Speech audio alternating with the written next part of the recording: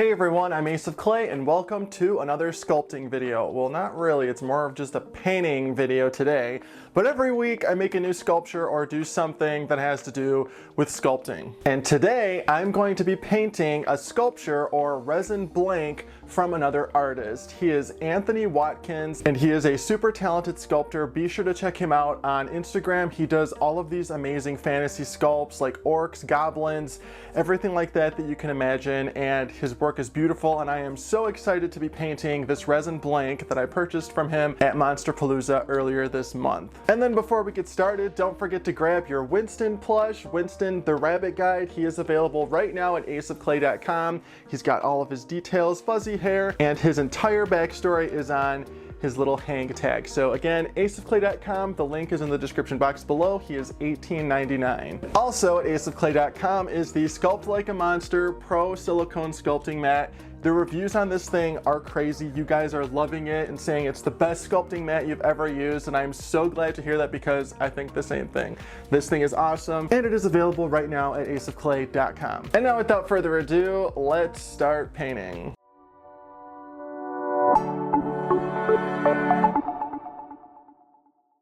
Alright, here's our Anthony Watkins piece that we're going to be painting. Just check out the detail on this thing. Now, through the use of washes and layering different techniques, I want to accentuate all of this guy's features. I want you to be able to see every single little nook and cranny. And yes, it's a magnet. I will be using the Army Painter paints I've been using for a while, and I've got an assortment of greens, blues, purples, yellows, reds, and oranges to choose from. Now, because this piece is resin, resin doesn't really like paint, but we're going to force it to like some primer. I know there are various techniques for getting a resin piece paint ready, but in this case, we're just going to prime it. And luckily, a single coat is doing the trick. So let's get this thing completely covered in our nice gray primer. Next up, I want to get the base color on. The base color is the main color of the skin. We're going to go with a green goblin today. I know that's expected, but I like classic things. We're just going to get a thin layer of that green on, and I've diluted it a little bit with some water. I don't want to go on too heavy with any of my colors because I don't want him to look chalky.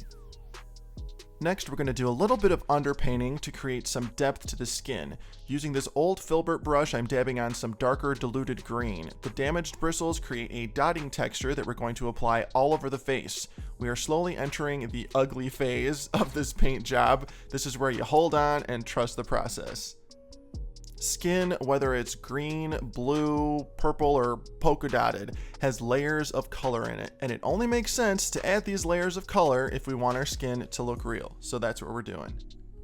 Now I'm going to continue the underpainting dotting process with some darker green that's almost black. This is going to create some texture under the top layer of skin, and I made it so dark because I really want to be able to see these spots through my other layers of paint. But because they are so dark, we're going to focus them only in certain areas. I want to frame the face with them and use them to darken recessed areas. Now, because this guy is a goblin, we definitely have more liberties with this underpainting. If you were painting a human or someone with smoother skin, you wouldn't go this hard.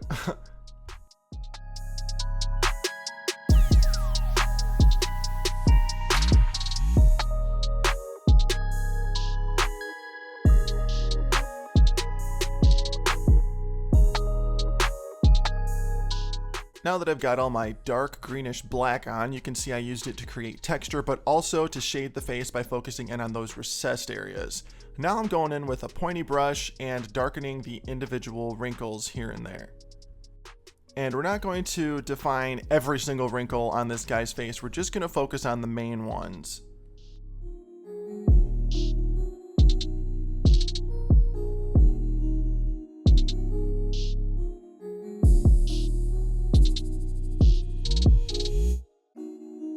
Now this guy looks like hot garbage, but that's okay. Trust the process. This next step is really going to help. We're going to go over the entire face with a very thin wash of our dark green. This is going to start blending all of that underpainting and give him a nice, healthy glow.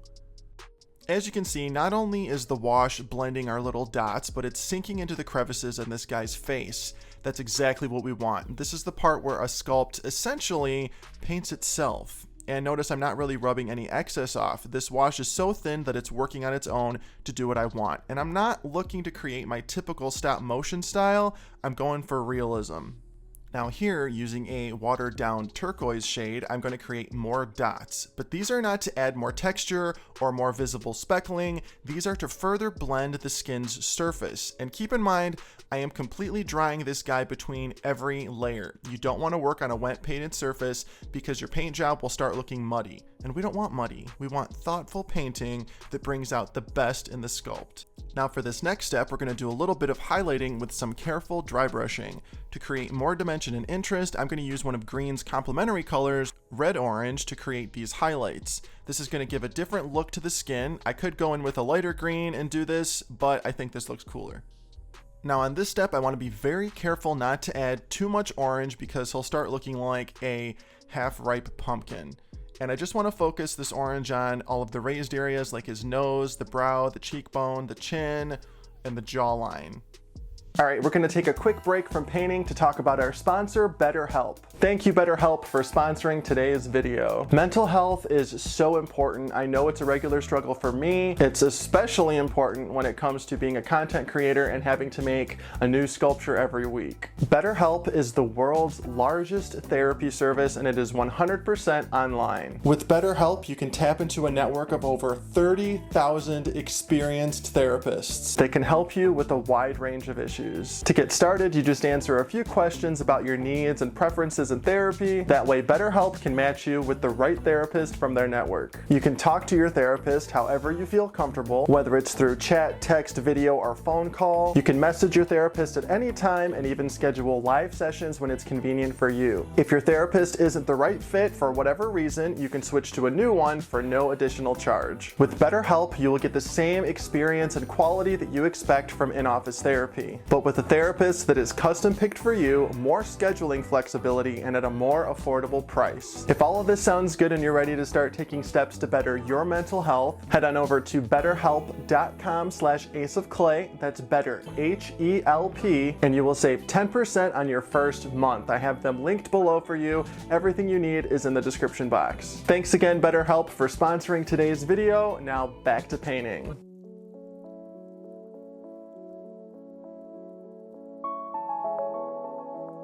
Now that the first round of orange is done, I'm going to assess the situation and add more as needed. Now to further highlight things, I'm going in with a little bit of yellow.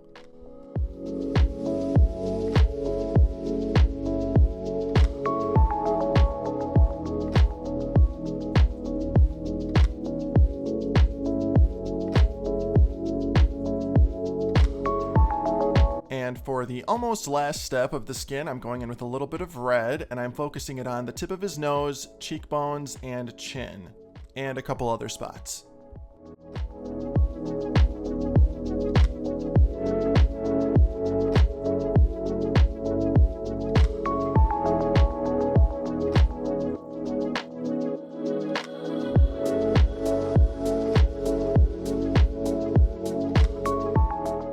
Now, if you find that you've warmed up some spots a little too much, in this case I did on this guy's nose, don't be afraid to go back in with some more cool tones. I'm just going to calm down some of that orange with some more green and blue. Now I'm going to touch things up with some black in the eye sockets so that those eyes really pop once I paint them. And I'm also going to paint the inside of that lower lip. And I'm also going to take this black or dark green and target paint some other areas like in the ears and really focus in on those extra deep areas.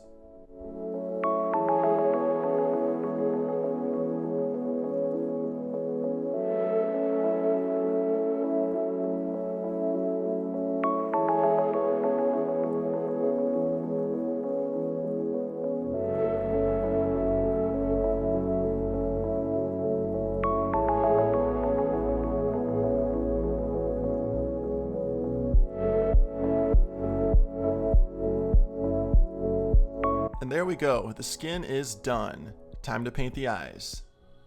Now the eyes can be a little tricky, especially without an airbrush, but nothing's impossible with the right technique.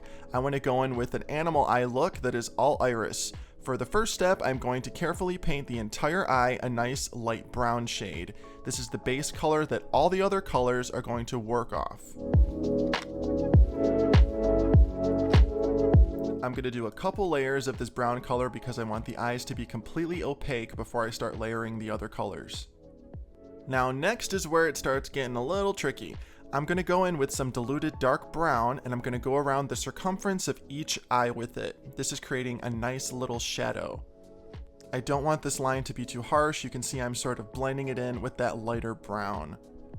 The trick to painting like this is honestly getting the right amount of paint on your brush. It's got to be just right, so it might take a couple tries at first. You want just enough to add a little bit of color, and you want to be able to control how much color you add with the pressure you're applying it. Remember, it's always easier to add more later than to take away. So start small, calm down, take a deep breath, and be patient.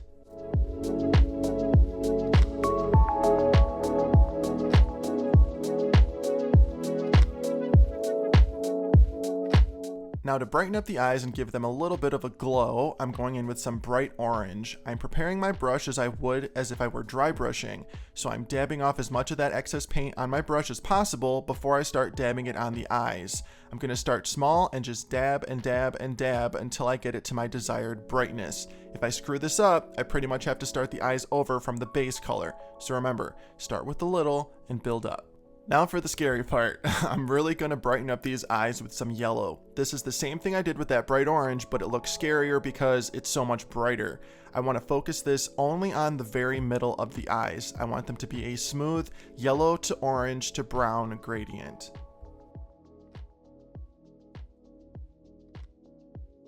Now this next step is where the magic happens. We're going to take our brown base color, dilute it, and apply it over the entire eye. This is going to blend everything together beautifully and make it look great. Do you see how it just melted those colors together? Ugh, I love it. Now for the trickiest of tricky parts, the pupils. I'm going with slitted pupils like a reptile, and I'm using the tiniest brush I have, and I'm keeping my hands super still. This is not something you want to do after drinking caffeine.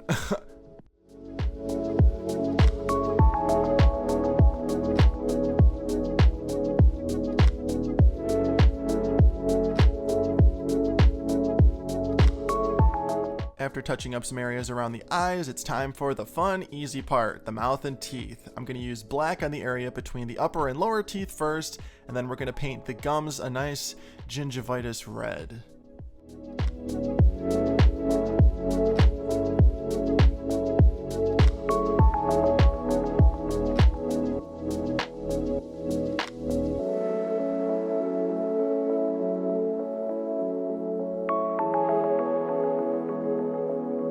Once the gums are painted and dry, it's time to paint the teeth with this amazing full coverage beige color. Just gonna go in and top off each tooth.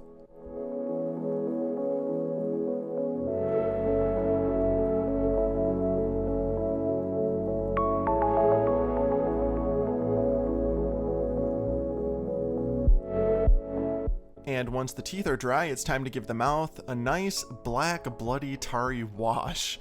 If you don't want it to be this extreme, just water down your wash a little more. Now for the last and final, most satisfying step, we're going to glaze the eyes and mouth with some Americana Triple Thick. I'm going to dab this on all over those areas and it'll level itself out and look super smooth.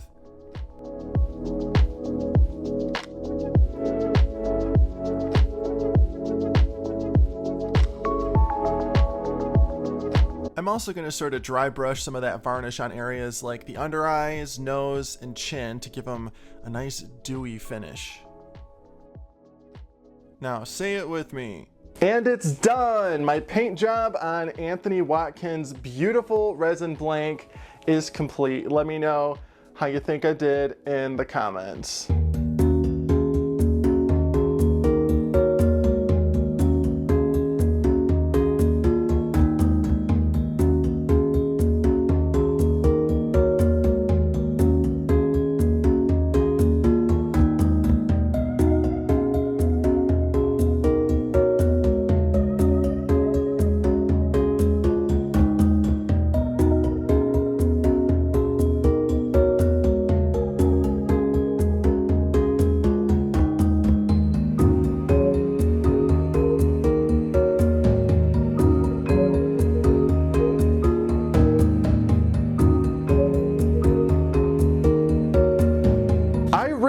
enjoyed painting someone else's artwork today. I really did, because I was able to just enjoy all of the different nuances in the sculpture where, you know, it's not a sculpture I've been staring at for days on end, and I'm just, you know, discovering as I'm painting what this thing actually looks like, where all the wrinkles are, all the extra detail, the pores. It's just a phenomenal sculpture, and I am so excited with how it came out. I mean, not bad, not bad. I know the green was a little expected, but whatever. I like it, and I hope you do too. Don't forget to grab your Winston plush and your Sculpt Like a Monster mat from aceofclay.com. And as always, thank you so much for watching and being here. Be sure to like, comment, and subscribe. Check me out on Facebook, Instagram, Twitter, and TikTok at aceofclay. And I will see you in the next video. Thanks for watching.